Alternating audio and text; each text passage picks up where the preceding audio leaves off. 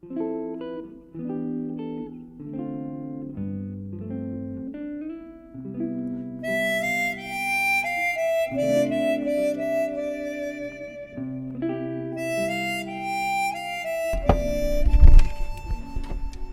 me, love, is Norman Clegg in? Norman Clegg? Oh no. No, I think you're 3 decades late for Norman Clegg. Are you last of the summer wine people by any chance? No need to be shy, what do you want to know? Well, are we right in thinking that this is where Clegg's house was shot for Uncle of the Bride? I'm not sure about the name of the episode because I'm not as interested in Last of the Summer Wine as you guys probably are, but it definitely was Clegg's house in some of the series of Last of the Summer Wine. And are we the first people to come hunting? Oh no, we regularly get people of all kinds coming to have a look and see what's going on. I think my favourite was a 10-year-old Welsh boy who came fully dressed up as Compo, much to his parents' embarrassment, and thought it was all absolutely fabulous. Well, I think we only need to look at the view really to tell us that we're in the right place. It's a fantastic view and very recognisable in the episode itself. Clegg and Howard stood here admiring their Fabergé eggs. Indeed, yeah. We see Rosemary the post lady come around this corner onto this little row of houses, so Clegg's house is indeed here, number 50. If we come further down... Yeah, lead the way, Mr. Smith, lead the way. So we bypass number 52. We don't know who lives here. We can see number 52 in the programme itself, but we never see inside it. Nobody appears to come to the door at any point. It is suggested that Howard and Clegg live next door to each other, I think. Yeah. But in real life, there is this house in between. And we move further down to 54. So in Uncle of the Bride, this is absolutely Howard and Pearl's house. We see Howard cleaning the windows of this house. Natural state of being, really, isn't it? Absolutely, yeah. And then him and Clegg come out onto this little walkway here for a natter.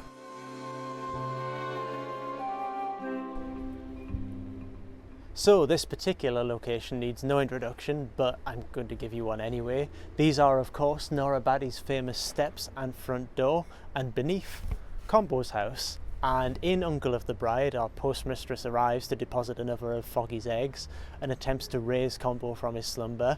Eventually she does get a response. He leans out of his window to, well, do what Combo usually does.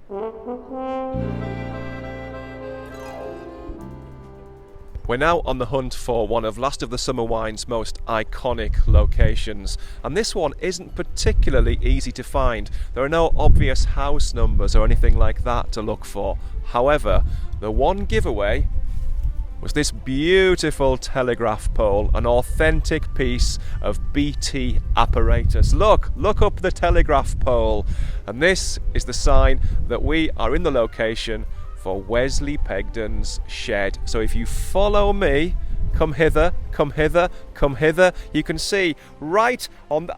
Oh, hang on. Where's it gone? Well, thereby hangs a tale.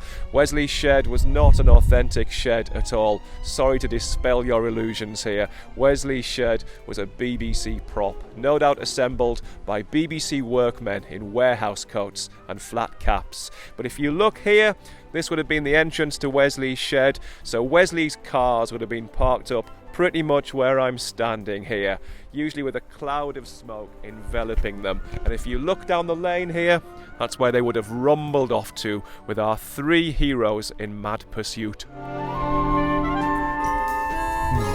In addition to introducing Seymour to the Last of the Summer Winefold, Uncle of the Bride also serves as a sort of relaunch of the series in a way. It's not just one character who's introduced, it's a whole raft of characters and locations that will become important to the series for decades to come, and this location more so than most. If you follow me around here, you will see, the Land Rover might be a bit of a giveaway, that we are at Edie and Wesley's house.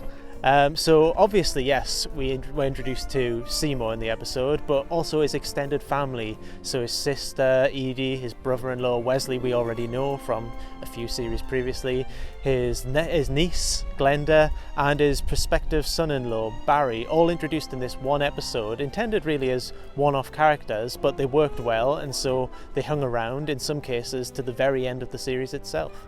And having a couple of Vespers and an old caravan lurking around outside seems pretty appropriate, because in the episode, this is the patch of ground just outside the house where you see Wesley tinkering with his Humber Super Snipe, the car that's going to get his daughter to the chapel on time.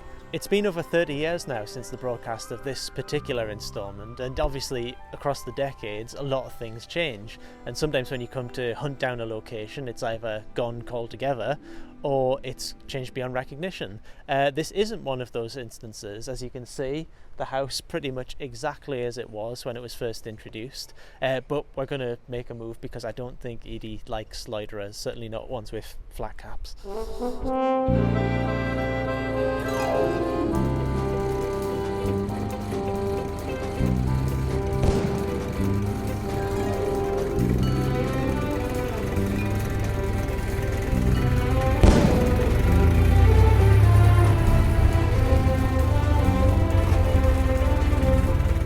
Well, look at this. We've reached a truly iconic location from Last of the Summer Wine. I don't think you need me to tell you that this is Seymours House, the home of Seymour Utterthwaite, first glimpsed in Uncle of the Bride. There's been a couple of changes since 1986. It's got a new porch on it. Good solid piece of stonework, that, reliable. But there's one very, very marked change between Seymours House in 1986 and the beautiful family home that we find here today. One thing that really, really took us by surprise. There's twice as much of it!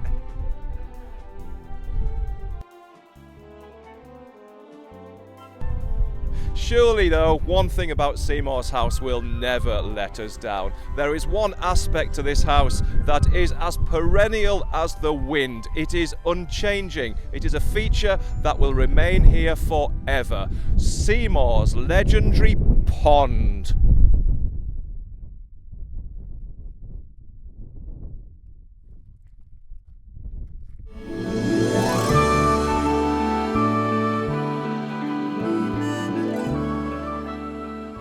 Alright, so we're here with the current owner of Seymour's Cottage, Debra. How are you, Debra? I'm fine, thank you. Lovely. Thank you for inviting us to your lovely home today for this nonsense.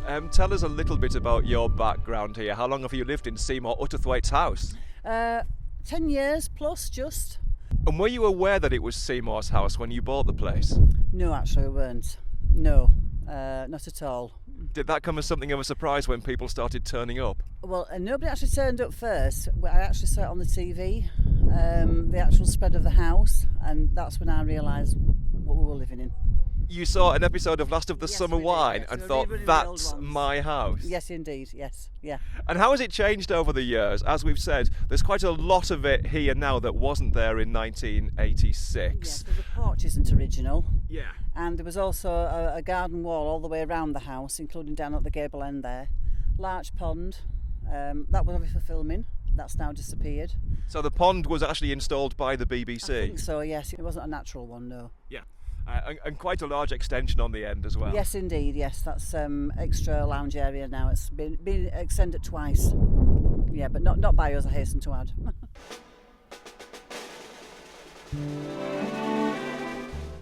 So, there's only one thing left to do at Seymour's house, and that's to take a look inside. Bear with me. Codfanglers! Codfanglers! Codfanglers! Bob. Codfanglers! Bob, Yes. it's the wrong episode. The wrong episode! The wrong episode! The wrong episode! The wrong episode!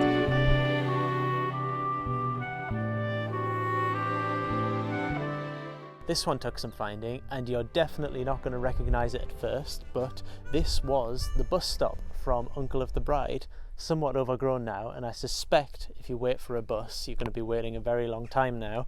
Yeah, I think this is the wall, isn't it, where the timetable is mounted in Uncle of the Bride. Overgrown somewhat, 30 odd years on, but this is the position from which our three heroes sit and watch a rather hapless workman rolling down the street on top of his scaffolding.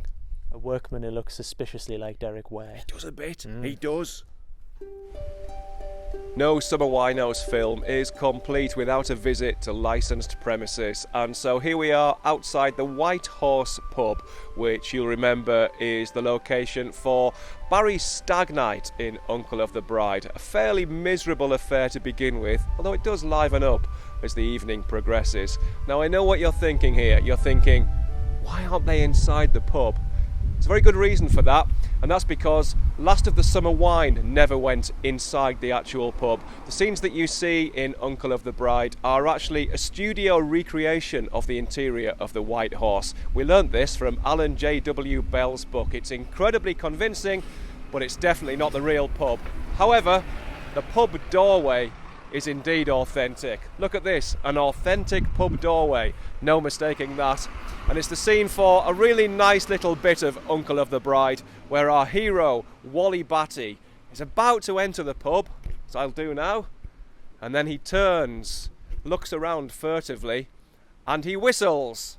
And when he whistles, his faithful companion, a beautiful whippet, runs to join him in the pub doorway. Now, I don't have a whippet, but I do have a companion just as faithful and just as loyal. Bear with me.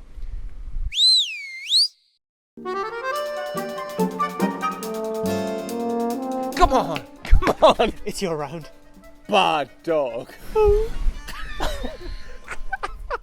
We're heading towards our final location on this little Uncle of the Bride tour, and seeing as the episode concludes with a wedding, it's probably fairly obvious where we're going to end up. However, this little spot here seems like a nice place to take in en route, because this is the place where, well, Wally and his whippet walk up here. How exciting is this? Wally wins in the end, hooray. He gets his whippet. Yes. Hooray for Wally Batty. So I think you can see very clearly this little alleyway that leads up to our left here, and then are there railings on that side, Drew? Yeah, where this shed is now, there's railings leading down some steps here.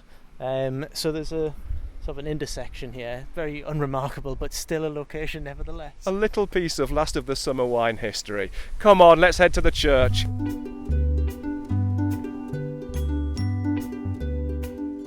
And so we come to our final location on our journey through Uncle of the Bride, the Holy Trinity Church in Hepworth, which also happens to be the final location in our previous film, Getting Sam Home. Now, as you can see, this is a location that's changed a lot. It's no surprise actually that Marina has trouble getting up this muddy dirt track. She has trouble with her high heels and needs to be rescued by Crusher and supports herself on this wall. And as you can see, things have overgrown and changed quite a lot, but if we come across to the main gate, you'll see that things look almost exactly the same. This being a church, a fixed point in time, it's pretty spot on. So we could go inside, I suppose, but I don't know, I feel like I can't go in there on my own, that I need some sort of father figure. I don't... Oh! Happiest day of my life.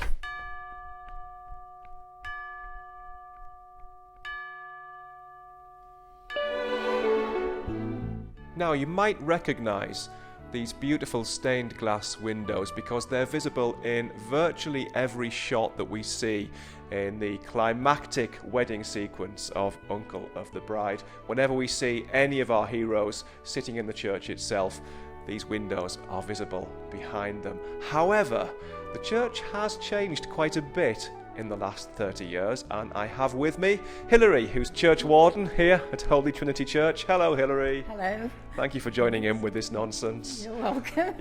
So you were a member of the parish, I guess, 30 odd years ago when this. I remember them coming to film here, and I remember the vicar at the time was the organist for the wedding. Oh, well, let's wander through and you can explain to us exactly how the church has changed, because none of this was here, was it, back in 1985? This has all been built since. This, in 2000, the church was reordered, and we built this meeting room and a kitchen and a toilet, so the church is much more usable for other things. If we continue wandering through the church, we're heading towards the altar here, where I guess Barry and Glenda would have been standing around this sort of area when they got married.